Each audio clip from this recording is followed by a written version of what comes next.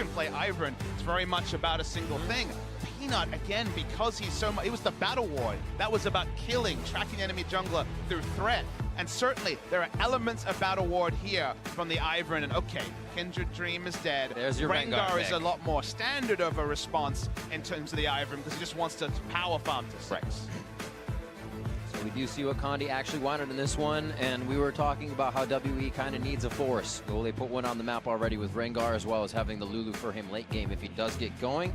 Xie is going to pick up the Karma to start things off. I think this makes a lot of sense, especially because Karma, is something that works exceptionally well in combination with the Ivern. If you want to run, a Twitch perhaps, protect the AD carry comp for Bang, that can be very strong. But this is also definitely going to be that sort of comp. So I'm expecting SKT to perhaps ban out some of these carry marksmen. But then you see Nami being locked in, and you're like, wait, that goes pretty well with a backline marksman as well. This could be Twitch versus Kog'Maw. Honestly, come on, let's be real. Both of us want them to just have a temporary alliance here when it comes to not banning AD carries and just have artillery on both sides. The gentleman's agreement, I think, is going to be violated. Let's be real, but that would definitely be the most hype because suddenly you look at SKT and like, okay, not much access to the back line. You're going to have a hyper carry, and we've got double support, something that's been denied from basically every team this week on the side of WE, so they're both strapping in for hyper carry. The truce is on so far. Oh, Jay's baby. the first ban. Just keep 3 more, praying. please. It's a hope and a dream. Teams.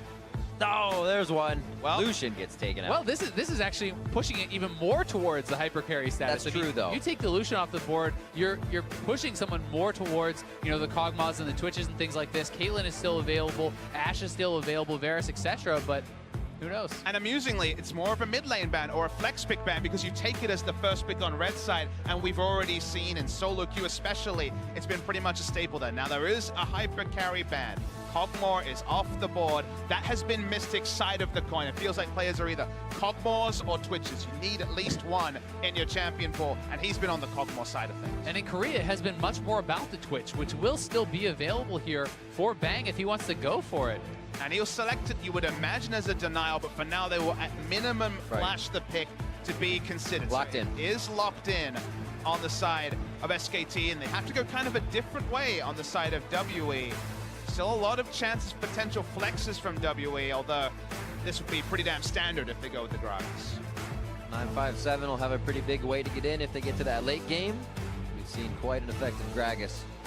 Once he gets tanky, almost unstoppable, but he is against that Ivern, that stop comp, and a tidal wave. What does SKT finish it out with here? And I mean, while Gragas is a great pick for the rest of this comp to round it out, you're picking it into Huni's Kennen, which is going to be so hard for him. It's so easy to itemize into Blade of the Rune King with Send and dominate that 1v1 in the split push. So that is certainly a concern, and Orianna works even more so into this shield comp. You essentially have this kind of 4-1 composition that SKT has crafted that I think is going to be very powerful, and it could be tough for WE to match up in side lanes as we get later in the game. It just feels like SKT got the crown jewel with the Twitch, and the consolation prize of the Caitlyn, given what was already selected, really does feel like a runners-up medal. It does feel that they've been outdrafted in terms of hyper carries, just because, again, Mystic will have to deal with Caitlyn's famous drop-off in the mid-game. It feels like the timings will be there, but they will be pretty split timings for WE, whereas SKT have split push timings. They have Orianna as well to be a backup damage threat. Feels like SKT have all the gears. I definitely agree. One thing going for WE, though, is if they can push a laning advantage in a 2v2. I definitely do take Caitlyn over Twitch in that straight-up 2v2 laning phase. I think that can be pretty powerful. I know you're smiling at me. I know it's Bang and Wolf here. That's what I take, baby. I take Bang and Wolf. But I mean, that's you have to look at the champions that they're playing and the advantages that they can get. Of course, they're going up against SKT, but you have to play with nameplates off. You have to know your composition strengths and weaknesses and play around. All right, we are about to get on to the Rift. WE versus SKT here, our final game of day 2 group stages.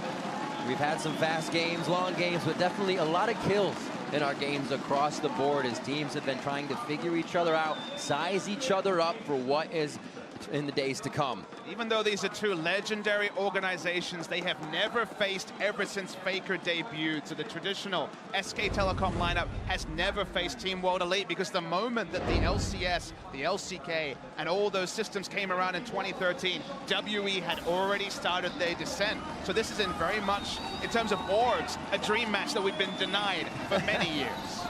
Well, you're not dreaming anymore, Papa Smithy. I can pinch you, but I won't.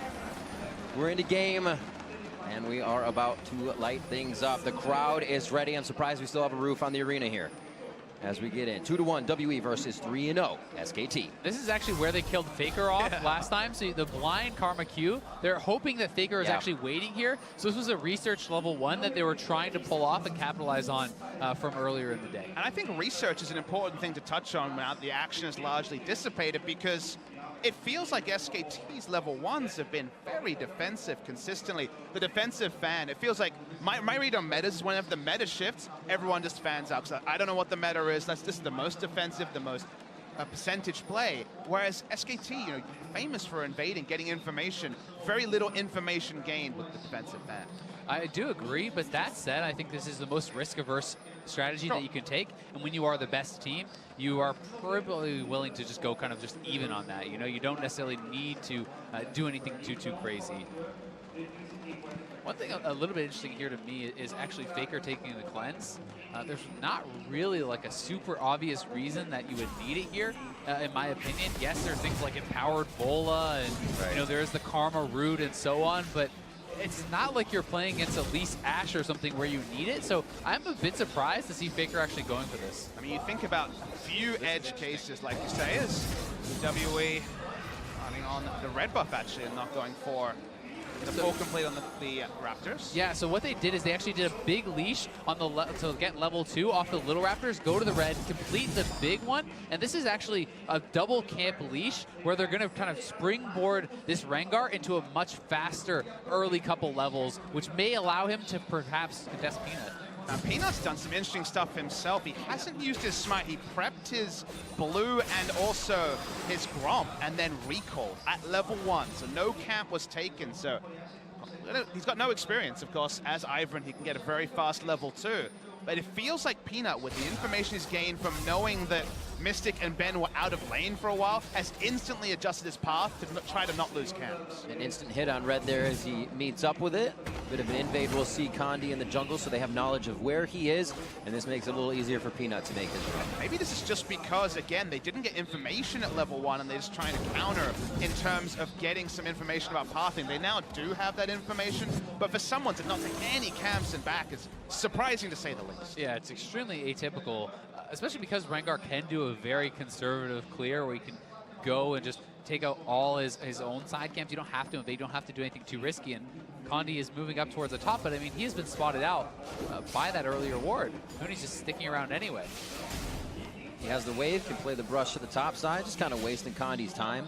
Nicely done at that. And now at this point, of course, you get the greedy side of the coin with Peanut, because of course once he recalled, he prepped 3 camps, recalled, and then just clears camps in a line because the passive has started to be applied. So he still will have level 4 hilariously early, such as the way of the Ivern, but this is the sort of thing where you wonder if he will ever pass like that again, because of course very exploitable going for such a greedy clear. Yeah, and I mean, if Rengar went straight to his red, then Peanut's wandering into the jungle as a level 1 Ivern. Yeah, good luck.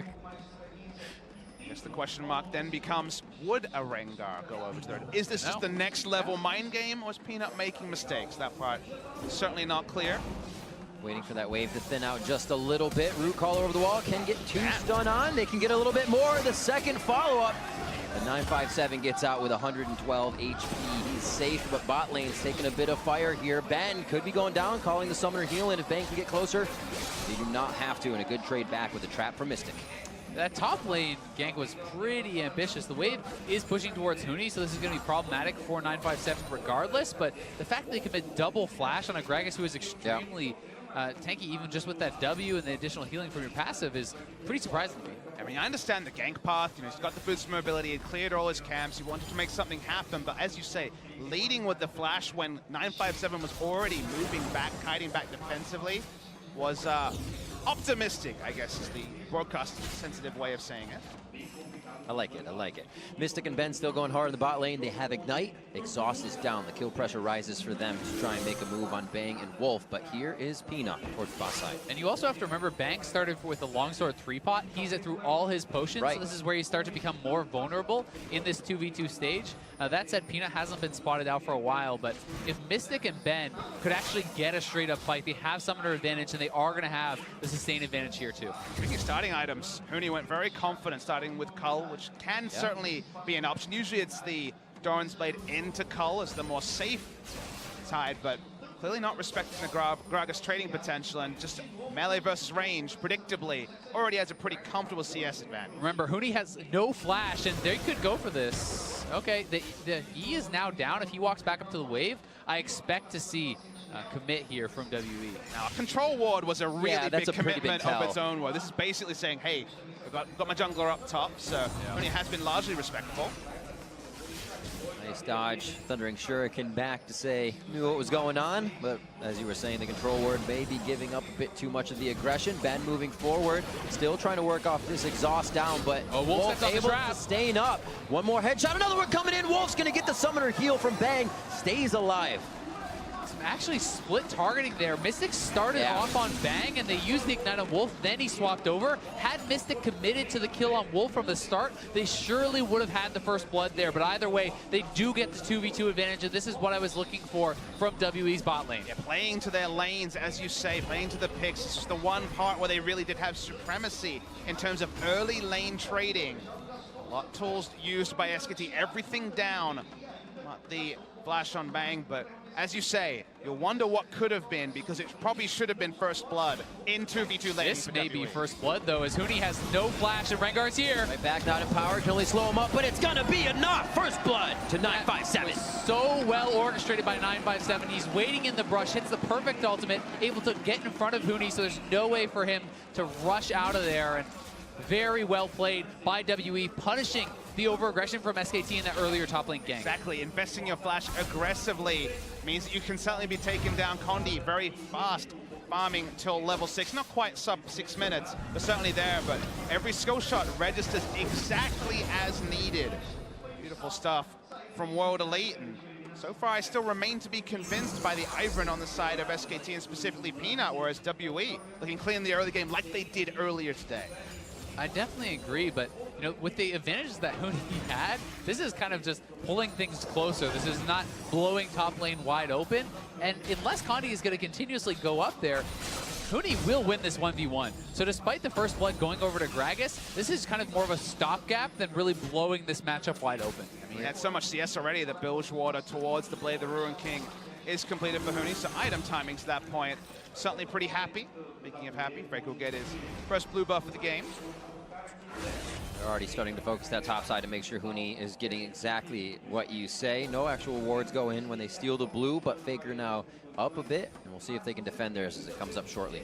The other thing I really do love is the actual pairing of a ranged top laner with an Ivern on red side. When you do this, you can donate red buffs over to your top laner over and over, and that is ridiculously good for Kennen. But here comes SKT. They want to try to contest this blue buff. Very early pings. Faker and the team knew it was happening right away. Shie just missing the bubble. Condi in a dangerous spot. It looks like they have to give this one up. They get all the little escapes that they need, but can they continue to leave this? Shockwave forces the flash onto Condi and to Ben. Double flash, certainly a good reward there. They didn't lose their blue buff either because the timing was on point on the rest of the SKT team collapsing. So a lot of pressure going to be relieved in bot lane. It's going to be very helpful there as no longer have to expect the flash ignite. Turning to bot lane, the trades of course will continue. Remember now, it's Ben without that flash, so this is something that could be capitalized on. You know, as Wolf gets 6, if Peanut wants to come down, the Lulu could be easy pickings, but looks like Peanut wants to go upside, grab that red buff, look for it to go over to the Kennen to really start to abuse this matchup, and I think it's such a strong pairing. Ideal timing-wise would be after he shopped and got his Cull purchase in. He's only 15 CS away from that, but efficiency of the pathing from the Ivern is more important, so asymmetrical maps certainly will be helping out SKT in this particular regard.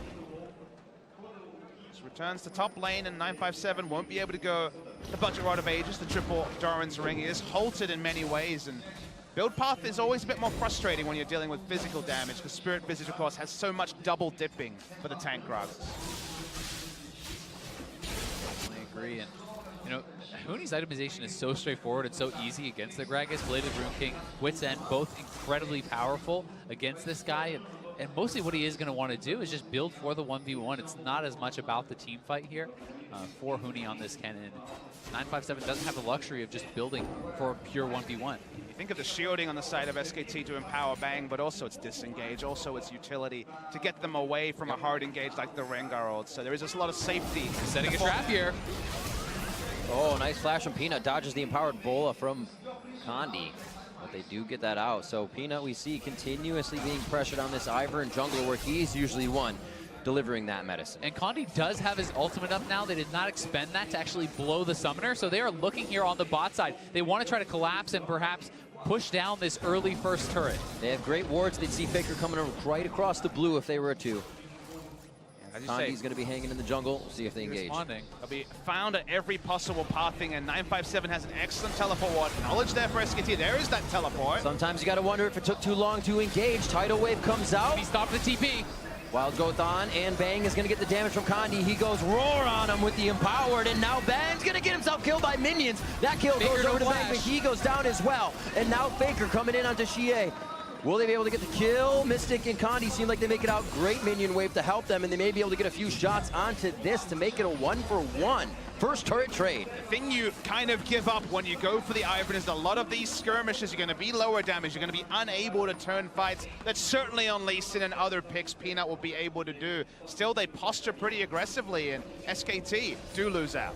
Yeah, and until you would have that Twitch at a strong point where you just keeping him alive is enabling him to really crush people down, then you're not worth as much in these fights. And I think WE making a good play here with the Rengar ultimate up, summoners down, they're able to force, and this is Huni stopping with the ultimate, I do believe, on 957's TP, and is able to just walk right out too.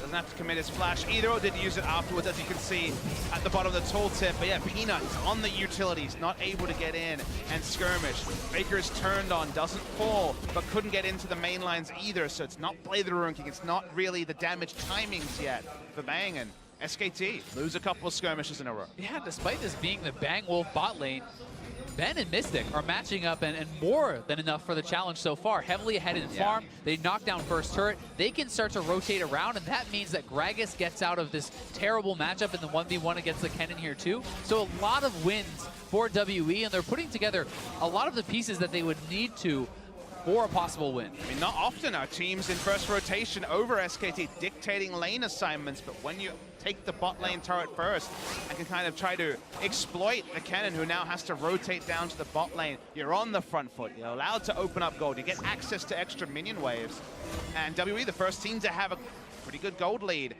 Again, only a couple of thousand, but it's the ordered fashion, it's the fact that there hasn't been any sidesteps that are really exciting if you're a WE fan. Speak about that access to extra minion waves. We also have to remember teleport on Xie and 957 if they want to play a side lane. Here, the side lane on top. Condi with the Rengar ultimate, he's going to be here. Mystic gets out. Ben and Condi on the backside, and the ultimate definitely makes SKT think twice. Wild Growth on 2. Bang and Wolf just coming out of a fight. Don't have the summoners to keep going, and Condi's in front. Wolf goes down. He should be able to make it out alive, as the Ivern still not doing enough to impact. And now Bang trying to get into the brush, use the hide with Faker. And the Shockwave could come in. The turnaround, no kill to hit. As the Shockwave is held, they are able to get one now. Shockwave goes to Mystic, and the fight follows up as SKT was waiting for it. TPing on, does cancel, was TPing onto Daisy, so backs away. Flash auto attack, enough to get the kill. Speaking of flashes. Whoa, Xie does not want to stop. The blue buff is there to continue the damage forward, and Bang's not going to be the one to go down. Can they guess it? Yes, they can. Ben picks that one up, and bot lane is a fight between Huni and 957 that's going nowhere. And so far, Condi has been more than a match for Peanut in this game. He has been in the right place at the right time, able to respond with that Rengar ultimate, comes crashing in, using that Lulu Rengar combo, and picking up some more kills. WE is really playing strong in this game. And all that SKT really has to show for the early game is the CS advantage for Huni on the Kennen. Of course, countered by a massive CS advantage for Mystic over Bang. Bang opens up, but he's a level behind. He hasn't been able to get anything going in the laning phase. Basically goes 50-50 with the laning trades, but the moment the Rengar ult was popped and the Wombo was there, SKT were on the back foot. Peanut again trying in mid, still playing a decent Ivor, just not having the Peanut impact we're used to. As he gets himself back 1-0 and 2, as he helps the team control some of the lanes here, and Faker goes to the top to start dropping these turrets.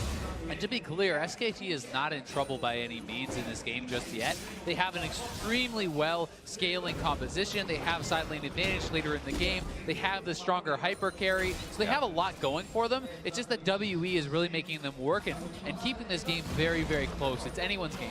And making them work is not something you can really Rengar ultimate coming up for Faker. Oh, he is getting pinched on this one.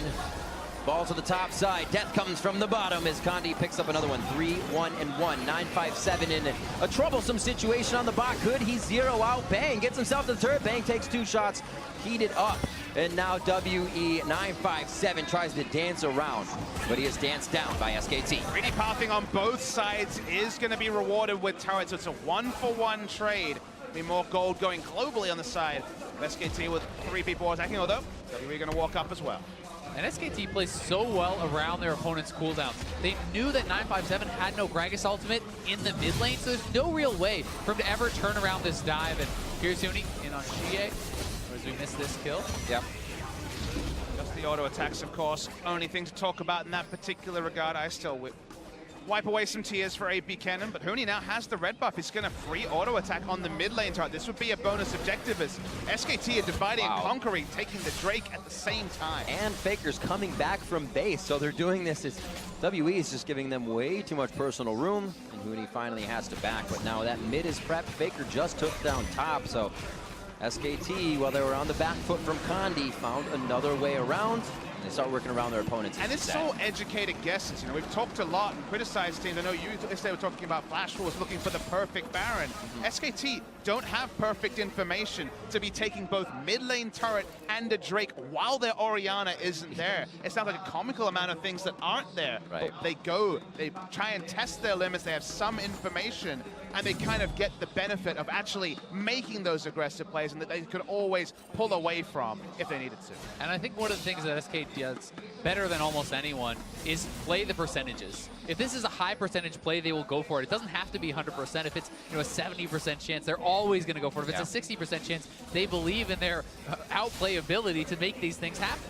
If SKT was a poker team, they would be tight aggressive, whereas we've seen too many tight people folding throughout the course of this tournament, and the aggressive side is what SKT have needed to actually find any sort of a lead, because WE have mostly been on the front foot. They never fold any pair. Bang, Wolf, Faker, bang, Peanut, Faker, full house of the whole team. SKT's going in. I mean, it looks like it's been looking like, as you say, a royal flush for a lot of this season. KT fans certainly depressed about that. I think KT fans had a lot of things to be depressed about this season. The suffering is real, Azael. 18 minutes in, 957 gets the Shockwave, Tidal Wave to follow up as well. And the Root Caller onto Mystic. They've been hit with just about everything, but the crowd control wears off, and they see through the fog, and it clears. The fight is over as well, but a lot of summoners and ults blown to the side of SKT. Condi goes in onto Faker. Oh, empowered under the turret. Condi taking damage, just gets out of range, but he still goes down to bang. Peanut's going to be the next one up, and they cut the tree down right in front of his team. 2-for-1 trade for WE, but Wolf on point with these bubbles is allowing SKT to get something back in this. Huni is shoving bottom. They know they can't defend, so they're going to sacrifice the turret. The question is, can WE go for 2 right here? And the tight, aggressive stuff we were talking about can be exploited, and in this case, Kennen was not teleporting. Kennen was committed to bot lane. You can't always have the royal flush, and this time WE do punish SKT for the overstay around their mid lane turret. Boom. No bluff from WE. They go hard on mid. Now all the outer turrets are down. They can still protect mid, but they can move that line forward, use this speed, and use Condi to get into the jungle. We'll see this fight one more time. At the end of the day, they have information coming up in a second about the Kennen, but this is focusing on the engage from SKT. They try to get as much damage as possible. They have to respect Condi, because it's clear from this that Huni was at no point committing to coming to mid lane. And I mean, the bubble pushing Mystic back there gives them some confidence to stick around, and then another great bubble here from Wolf onto Condi, at least gets them 1 kill in what could have been a pretty bad fight. Faker with the hula hoop on that particular ultimate. Turns out he can't hit them all. Play a champion of all time doesn't hit every ult. Maybe Faker isn't always cracked up to me. I'm allowed to say that on the free. Oh, okay. If you guys said, Right. oh boy, Red will be mad. Right. Let's Front delete page, my Twitter front page feed. right away. Just about 1,000 gold lead here, a little over obviously for WE, but that means SKT is very much in this and almost in the lead as they press right on to WE on their side of the base. They have the map, they have the wards pushing forward, and what WE was able to place forward has now been cleared. As you know, Huni with the Rift Herald buff, you know, that it gives him even more side lane advantage, but I'm a little bit surprised to see him going for the Hurricane. It does have more pushing power, but it's not as strong in the 1v1 against the Gragas as that Wits End. And it's just really interesting because it only does one thing. It pushes. Push is super good. I guess if you're free hitting a team fight for some reason, it's good. But it's basically a pushing build. And it's also not even pretending that he wants to show up into a team fight. So it gives so much information about what SKT and specifically Huni are trying to do that it is workable. And it does mean that 957 is going to be a lot about basically 957 Xie holding their teleports because they have double teleport down. Huni's taking turrets damn fast. Thankfully for WE, they at least do have the double teleport that gives them more options to actually answer this and wave clear these side lanes. You know, they can rotate their mid laner to bot if the TP is on cooldown for 957. Kale's Crucible and that Redemption up for Peanut first.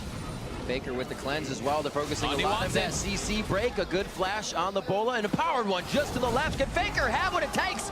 Finally gets taken down. 5's enough. 4's enough. I mean, it's a long lane and mid lane where you don't have an outer turret as Orianna, one of those champions that can really have problems with good lane assignments. Certainly can't go bot with how pushed it was. Top lane, it was where Bang and Wolf were. Yep. Nowhere good for Faker to be standing. And coming back to it wasn't Mikhail's rush, so clearly they're aware that Faker can be picked, but Peanut not close enough, and it means the Orianna's a free kill. Few prep shots on the turret before the minion wave makes it in. Daisy down, so they don't have much pressure to siege back at WE, and Mystic staying in a great range with Ben there on his hip. Looks like they'll get a few bits of damage on this turret, but still protect their mid as 957 is bot, holding off Huni. The interactions with Ivern and actually the team of WE are pretty comical because Caitlyn can use the Ivern brushes for extra headshots, and the Rengar gets a free jump out of them too. So if misplaced brushes actually punish you a fair bit. If you drop a brush line, then retreat from it, it's giving Rengar a free way to chase. Coming back also to the itemization, you can see 957's actually winning health trades with a Rift Herald buffed cannon, which lets you know that definitely the itemization hasn't been focused on taking down 957. He'll back away. Remember, the picks that we're seeing consistently onto Faker, it feels like one person from SKT is dying every 3 minutes, aren't translating to objectives. And speaking of objectives, the second Drake spawn the game's an Inferno. SKT have a lot of damage as they're rushing. WE is actually moving up to Baron. There's pings up there. Does not look like they have the confidence to actually start it, but now they are going to as the TP comes in. It's so risky. They have a very low damage, and they want to turn around from the Baron, though, you'd have to think. They didn't also see that ward in the back of the pit. Their pink ward is too far up, so they didn't know that SKT had vision, and SKT is here to contest. Huni TPing in. Peanut on the side, looking to throw Daisy in. Flash is in for this one. Peanut steals the Baron, and now the fight from SKT to WE. 957 looking to separate it, but he's already used the ultimate, and Daisy now splits the teams. His first hits are going to be the one that counted Condi and Xie. Forced to flash out of the pit. 957 in the front. Mystic has shots from the side, but he's not putting in any damage just yet. As SKT finds the way into the fight, it's straight in, and Condi now jumping onto Huni, could be the one they attack, as Huni, one hit from going down. Ben picks that one up in a very scattered fight that seems to not be over. They need to keep on to Mystic, otherwise the formation and the brush means that Mystic, they'd be able to turn a fight if group, they're not. Peanut does this so often, mechanics on point, picking up the steal on the Baron. And speaking of mechanics, you move that control ward an inch forward, and that play can never happen. That is the biggest deal. It's a misplaced pink ward, something that should have never happened from WE. They rushed it because they thought the pit was clear, and that pink ward, if that is a little bit up, Peanut has no vision, cannot make this happen, and WE with the Baron here perhaps has their way in to close this game. And you have to be certain, again, we've used that poker analogy a lot, but you cannot afford to make this mistake when your comp is actually a slow one to take Baron. It's Karma mid lane. It isn't going to be able to rush down. You need the certainty that there are no wards there. And as you say it, Sale, that might be the difference between a victory and a loss for Team WE. You don't get to make a lot of mistakes against SKT, and although WE, he fought this relatively well, and they do get the 1-for-0 kill, it's still Baron on 4 mid lane turret for SKT, and you have Baron buff now on the split push advantage Kennen, which really is going to unlock him to start knocking down turrets. They're able to still pick up their blue, denying what should be SKT's resources at this point. WE could use it for a little bit more wave clear. Things are going to get tough. Ardent Sensor built up on Ben, trying to get Mystic going even more. Condi still with the ability to make plays, but SKT is chomping down so hard right now that the plays are, if you will, unmakeable. But the game is actually being played on the minimap. It's the Kennen and the bot lane who now even has They're all collapsing. They're looking for Huni. Mallet and also the Hurricane. You're right, they are collapsing. They're now not respecting it at all as Huni. Here comes the cavalry for WE, but they're kind of split between 2 decisions, and they choose to back away. Yeah, and it looked like WE did not know where the rest of SKT was, and with them missing off the map, they gave them the respect, perhaps too much respect, that they would be in position, and that Huni wouldn't be that far out without defense. But it's so comical when you overchase for a single kill and you lose turrets on the other side to Baron. We'll have to back away for now, as this is where the action is at least. Bang looking for a flank. He's going to try to cut people off as they come to rotate over, and Huni with the solo kill on bot lane. Used it all, Blade of the Rune King and the kill. He's going to get hit by Condi now as the top lane pressure happens. Condi has to make this work, or he has to get back to defend the team. He's already back up over half health from the minion wave. SKT is just going to crack the base here. Let's see if Condi can do it. If he locks him up enough, there it is. Had to get the Empowered in, got himself to safety. Hexdrinker gave him a little bit of help there on any of the electric surging. 10-7, 26 minutes in. SKT still making a lot of dents on the side of WE here. But all these timings are piling up. Finally getting a laning focus item and a Baron buff.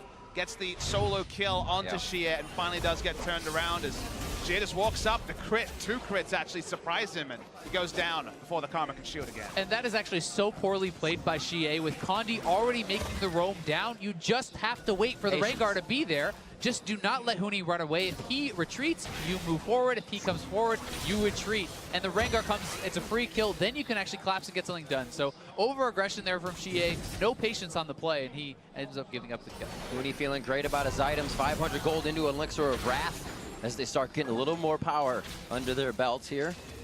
Couldn't get a full item, so he's just going to go and Elixir up. It's still 3-item Caitlyn, though. You know, we talk about mid-game humps. That's over now when you have double Zeal and the Infinity Edge, and armor penetration is not of much value against the items that are built by SKT. So unchecked Mystic can still do a lot. Secret Agent 007 can really change a mind.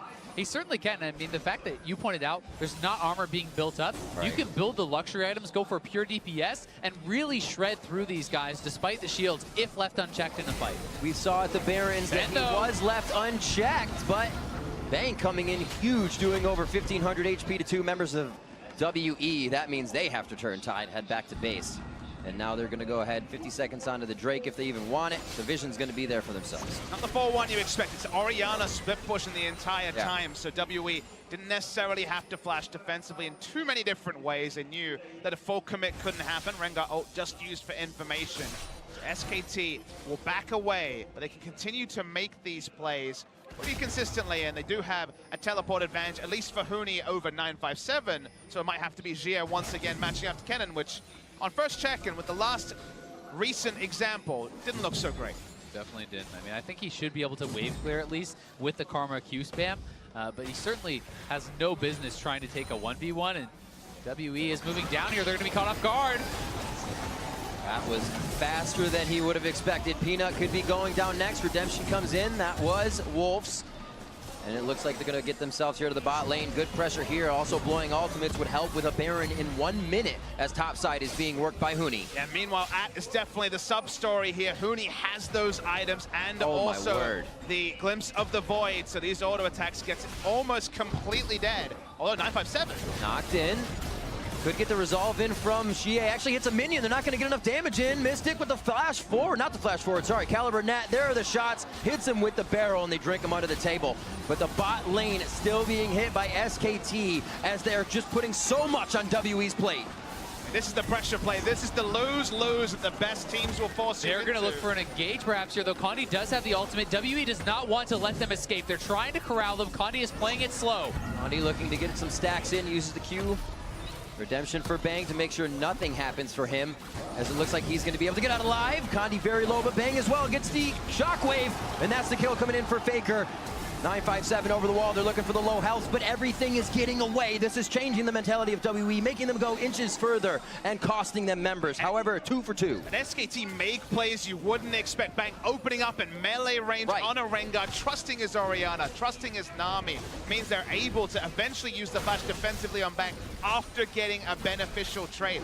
That is what separates SKT, making the aggressive plays around out of mid lane turret and Drake just about 10 minutes ago. And then in scenarios like that, where if you don't go offensive, as you say, Azael, you get collapsed on.